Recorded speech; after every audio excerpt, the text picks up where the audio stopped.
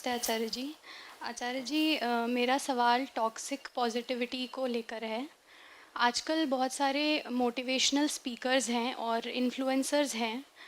वो ये बताते हैं कि अगर आपके लाइफ में कुछ बुरा चल रहा है, कुछ ख़राब स्थिति चल रही है या कुछ गलत इमोशंस आपके अंदर उठ रहे हैं, जैसे डर, गुस्सा, तो उनको समझने के या उन्हें स्वीकार करने के बजाय आप कुछ एफ़र्मेशंस हैं, कुछ पॉजिटिव एफ़र्मेशंस हैं, उनको आप दोहराओ।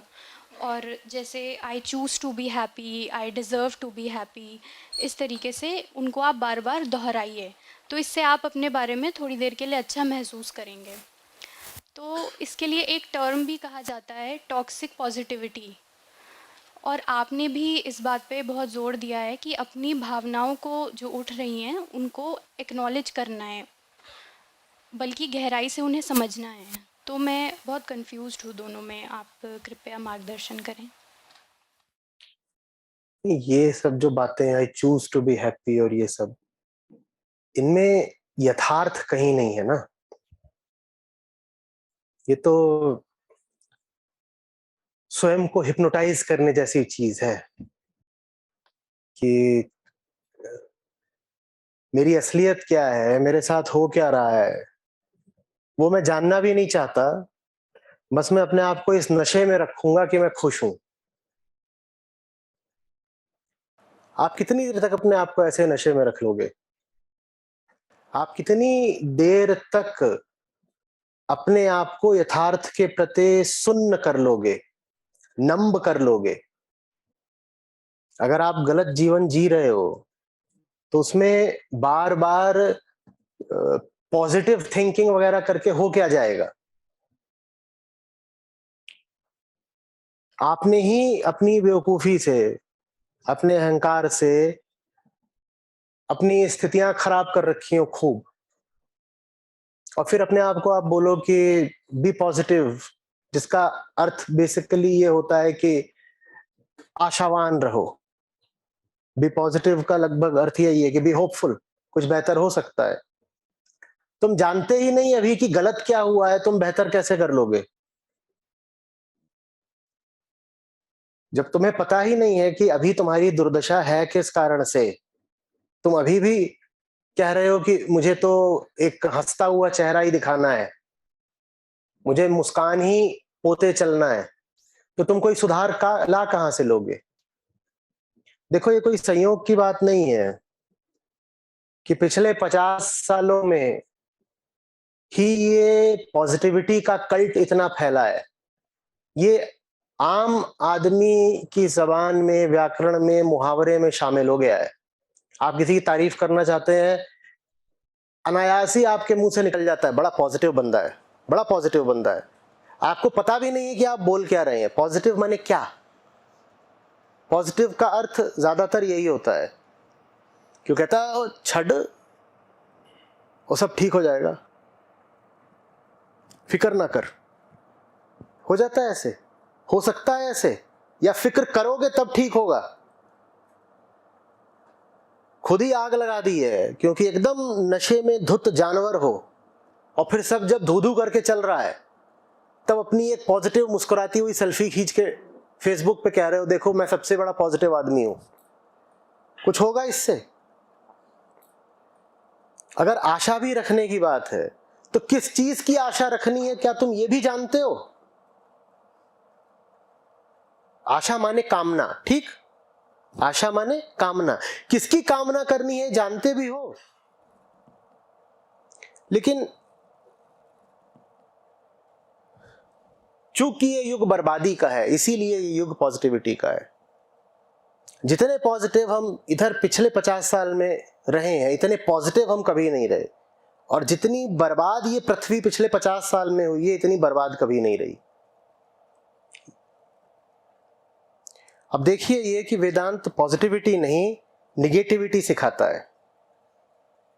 वहां पूरी प्रक्रिया ही नकार की है, लेकिन हमारी तो भाषा में ही निगेटिविटी बड़ा गंदा शब्द बन गया है।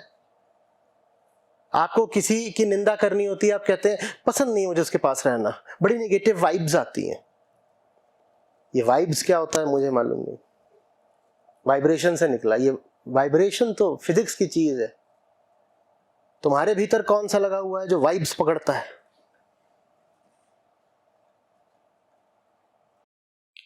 हमें निगेटिव लोग चाहिए, हमें एक मन चाहिए जो निगेट करे, काटे। लेकिन पॉजिटिविटी बाजार के बहुत काम की चीज है, कैपिटलिस्टिक कंज्यूमरिज्म के बहुत काम की चीज है। जब आप पॉजिटिव होते हो तो आपको पता है ना क्या करते हो? आप कंज्यूम करते हो, आप खर्च करते हो। और भूलो नहीं कि इसी पॉजिटिविटी का दूसरा पहलू, इसका ऑब्वर्स फेस, इसी के साथ चलने वाली चीज है डिप्रेशन। अब समझो कि पिछले 50 साल में डिप्रेशन इतना क्यों बढ़ा है, क्योंकि पॉजिटिविटी इतनी बढ़ी है। तुम पॉजिटिव रहोगे रहोगे, कुछ ही समय बाद हकीकत की लाठी तो पड़ेगी पड़ेगी ना, तुम रहे हो पॉजिटिव।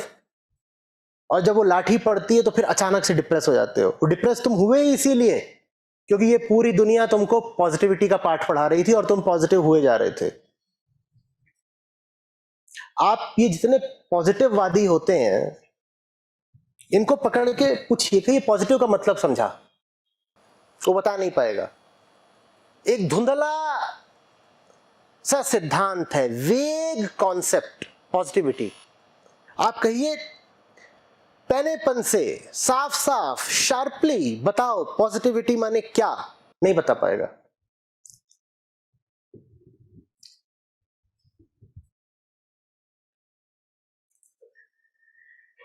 कोई ग्रंथ, कोई दर्शन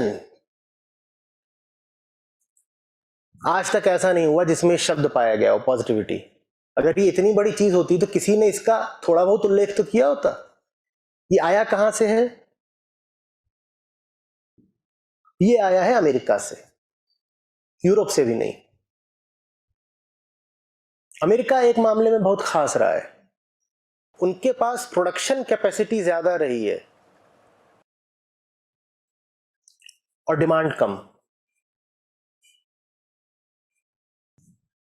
जो अमेरिकन इंडस्ट्री है उसके पास प्रोडक्शन कैपेसिटी ज्यादा रही है, इतनी ज्यादा रही है, इतनी ज्यादा रही है कि उसको वहां की आबादी सोख भी नहीं सकती। जितना कुछ प्रोड्यूस हो रहा है, जो उत्पाद वहां से आ रहे हैं, उनका आबादी भोग भी नहीं कर सकती। तो आपका माल आपको मुनाफा दे, इसके लिए सिर्फ यही थोड़ी जरूरी होता है कि माल का उत्पादन हो। इसके लिए भी जरूरी होता है कि वो माल खरीदा भी जाए। तो आपको माल तैयार करने के साथ साथ माल को खरीदने वाला भी तैयार करना पड़ता है। अब जो माल को खरीदने वाला है वो कह रहा है मुझे तेरे माल की जरूरत ही नहीं है, तो फिर उसका मन जो है वो मैनिपुलेट करना पड़ता है, बदलना पड़ता है, उसके मन को विकृत करना पड़ता है ताकि वो आपके माल को खरीदने के लिए आतुर हो जाए। आपको उसके भीतर नए नए तरीके के संस्कार डालने पड़ते हैं जिससे कि वो बिल्कुल कूद कूद के कहे कि मुझे और चाहिए माल, मैं और खरीदूंगा, मैं और खरीदूंगा। जो 3-4 सिद्धांत इसीलिए पिछले 100-50 सालों में अमेरिका से निकले हैं वो ये हैं। एक तो ये पॉजिटिविटी का, एक ये लिविंग इन द मोमेंट का, और don't be judgemental, never give up,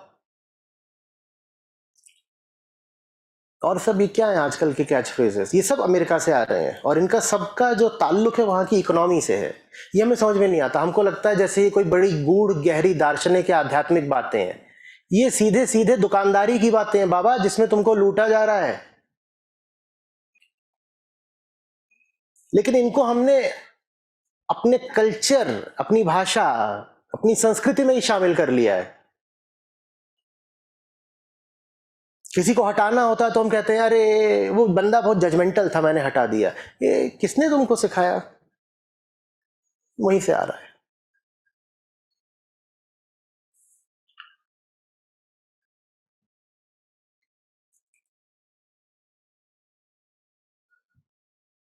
कि भाई जो कुछ भी मैं करना चाहता हूं मुझे करने दो ना, मुझे जज मत करो। और जो कुछ भी मैं करना चाहता हूं, मैं क्या करना चाहता हूं, मैं कोई बहुत ही गलीज काम करना चाहता हूं। और आप जितना घटिया काम कर रहे होंगे इंडस्ट्री को उतना फायदा होता है। सोच के देखिए, साधु संत त्यागी सन्यासी विवेकी से कोई फायदा होता है इंडस्ट्री को? इंडस्ट्री को फायदा किससे होता है? अय्याश बदमाश भोगी विलासी, इन्हीं से तो इंडस्ट्री को फायदा होता है ना। यही बाजार में अपना सब कुछ बेचने को तैयार रहते हैं क्योंकि इन्हें कुछ खरीदना है। बाजार ऐसों से ही चलता है और बाजार इसीलिए ऐसों को और ज्यादा बनाना चाहता है, ऐसों को ही प्रोत्साहित करना चाहता है। ऐसों की ही छवि को वो मेन स्ट्रीम मुख्य धारा बना देना चाहता है और ऐसों को ही वो गौरवान्वित कर देता है, ग्लैमराइज करता है खूब। किसी सॉफ्ट ड्रिंक का विज्ञापन आ रहा होगा, उसमें वो क्या दिखाएंगे कि कोई शांत धीर गंभीर व्यक्ति बैठा है, वो पी रहा है ना। वो जो शांत धीर गंभीर व्यक्ति होगा उसको आप दिखाई नहीं पाओगे कि वो 8वीं मंजिल से कूदा है ताकि वो पेप्सी की एक बोतल कैच कर ले, करेगा? तो आपको कोई नमूना, कोई बदमाश, कोई छिछोरा लाना पड़ेगा जो इस तरह की हरकत करे और फिर आपको उस छिछोरे को ग्लैमराइज करना होगा ताकि हर व्यक्ति कहे मुझे भी इस छिछोरे जैसा बनना है। वो छिछोरा आपका हीरो हो गया। अपना माल बेचने के लिए उस कंपनी ने पूरे समाज को मैनिपुलेट कर दिया, क्योंकि समाज जब तक छिछोरा नहीं होगा उसका सॉफ्ट ड्रिंक बिकेगा ही नहीं। जो इंसान होश में है वो क्यों वो शक्कर और कार्बन डाइऑक्साइड कार्बोनिक एसिड पिएगा? पैसे खर्च कर करके क्यों पिएगा? तो वो सॉफ्ट ड्रिंक बिक सके इसके लिए जरूरी है कि पूरे समाज को बेहोश करो और एक बहुत ही घटिया लफंगे को इस समाज का हीरो बना दो ताकि हर जवान आदमी उस लफंगे जैसा होने की कोशिश करे, तभी वो सॉफ्ट ड्रिंक बिकेगा। इसी तरह के बाकी उत्पाद भी हैं, कोई कार हो, कपड़े हो, घर हो। ज्यादातर जो चीजें आपको बेची जा रही हैं उनकी आपको जरूरत है नहीं, वो आप खरीद इसलिए रहे हैं क्योंकि आपके मन पर कंपनियों ने कब्जा करा है पहले।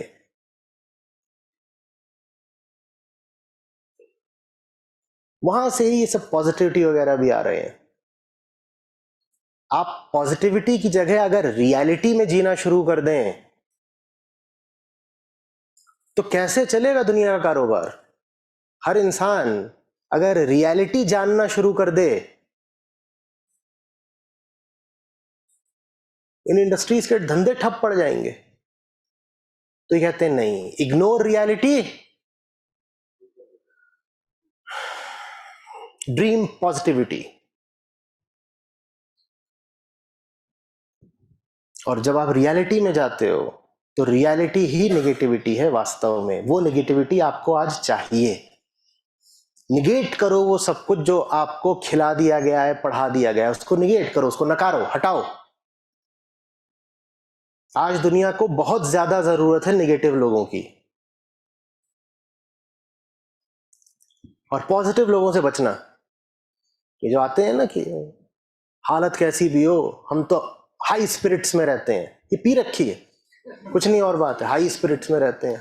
कोई भी स्थिति हो ये हाई रहते हैं। इन्होंने अपने घर की टंकी में मिलाई है, इन्हें पीने की जरूरत ही नहीं पड़ती अलग से, पानी में ही काम हो जाता है।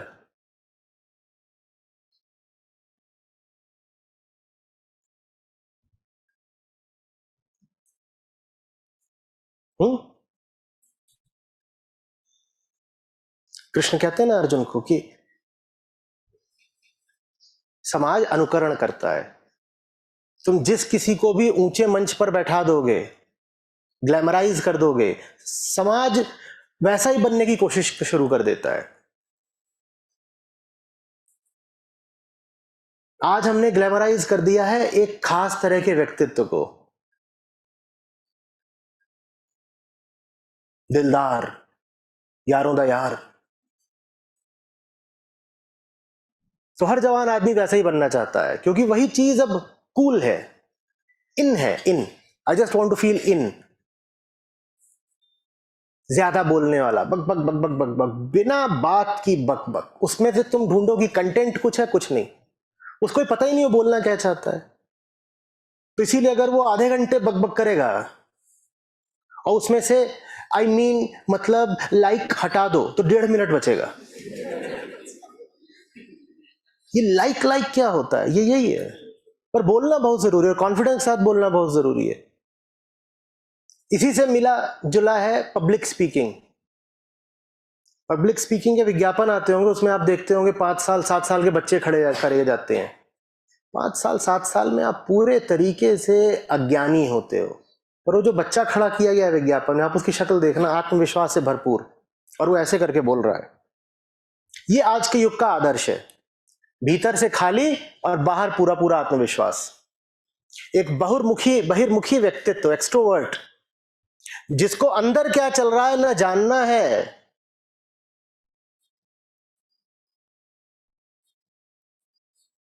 ना जान सकता है। हाँ, बस मुंह बहुत चलाता है और कॉन्फिडेंस के साथ खड़ा हो जाता है, तो बाकी लोग प्रभावित हो जाते हैं, लगता है कुछ होगा। और जब मुंह चलाता है तो कैसी बातें करता है? पॉजिटिविटी से भरपूर, दुनिया फोड़ देंगे, ये कर देंगे, वो कर देंगे।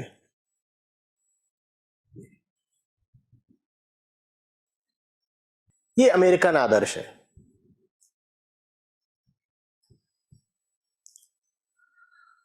क्रांति कर दूंगा। मम्मी जल्दी से बोनवीटा पिला दो, फिर क्रांति करनी है।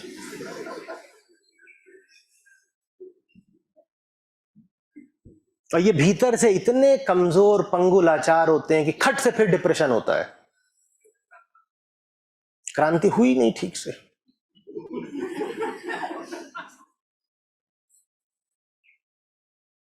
क्यों नहीं हुई बेटू? निगेटिव वाले अंकल मिल गए, डांट दिया।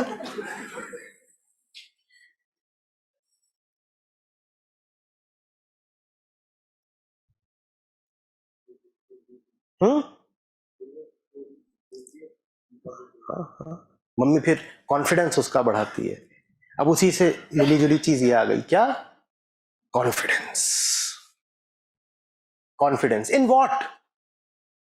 what do you have to feel confident about? तुम्हारे पास कुछ ऐसा है जिसको लेकर के तुम भीतर से बहुत विश्वासी अनुभव करो? है भीतर से कुछ नहीं, लेकिन बाहर से ऐसे हो। स्वैग, ये भी आज का शब्द है, स्वैग। किस बात का?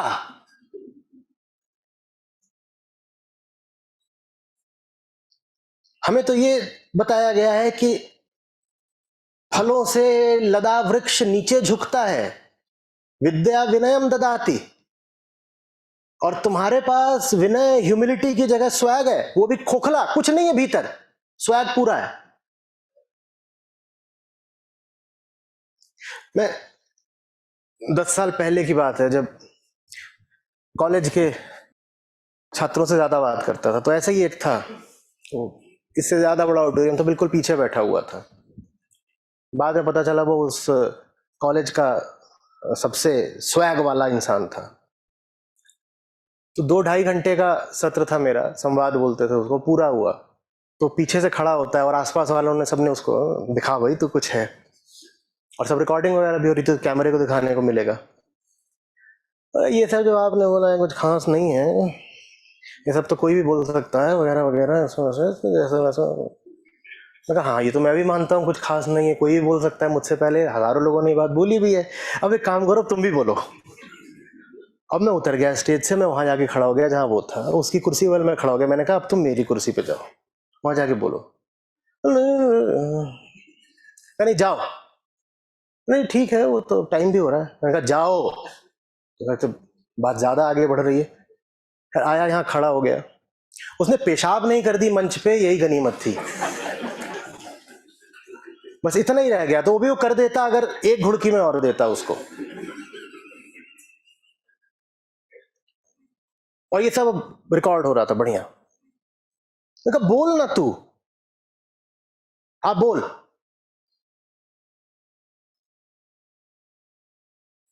साफ। टीनेज सेंसेशंस का जमाना है, हम भी टीनेजर थे। मैं पता है कि टीनेज में कितनी स्पष्टता, कितनी क्लैरिटी होती है। तो फिर ये स्वैग किस बात का, ये ओवरफ्लोइंग कॉन्फिडेंस किस बात का? ह्यूमिलिटी कहीं नहीं है, लर्नेबिलिटी कहीं नहीं है, रिसेप्टिविटी कहीं नहीं है, लिसनिंग कहीं नहीं है। डूड बनना है बस।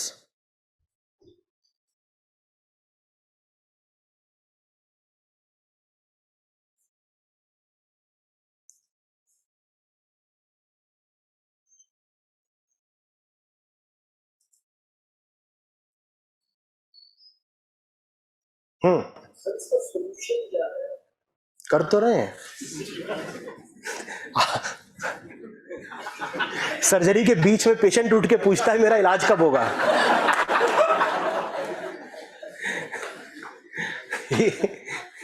एनेस्थीसिया दे के बात करूंगा आपसे।